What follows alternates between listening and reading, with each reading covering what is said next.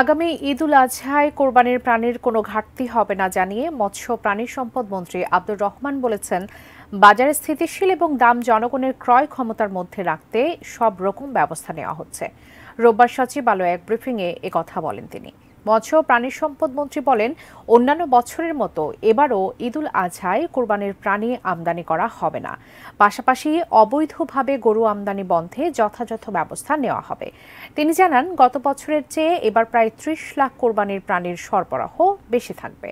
কোরবানির ঈদকে ঘিরে মধ্যস্বত্বভোগের দৌরাত্ম্য বন্ধ এবং পথে পথে চাঁদাবাজি বন্ধে ব্যবস্থা নেওয়া হবে।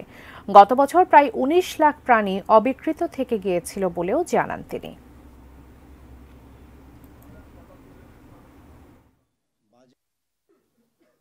আমদানি করবার তো নীতিগত সিদ্ধান্ত আমাদের একেবারেই নাই। যারা আনে, যে ব্যবসায়ীরা আনে, এখন চোরাই পথে, গুপ্ত পথে এবং চোখের আড়ালে, তো বাংলাদেশের শুধু গরু কেন, অনেক কিছুই তো আনা নেওয়া হয়। তো সুতরাং সেই জায়গাটা আইন শৃঙ্খলা বাহিনী এবং বিশেষ করে যারা বর্ডার রক্ষার দায়িত্বে থাকে তাদেরকে প্রয়োজনীয় নির্দেশনা নিশ্চয়ই সংশ্লিষ্ট মন্ত্রণালয় দেবে, যাতে অবৈধভাবে কোনো গবাদি পশু বাংলাদেশে প্রবেশ করতে না পারে।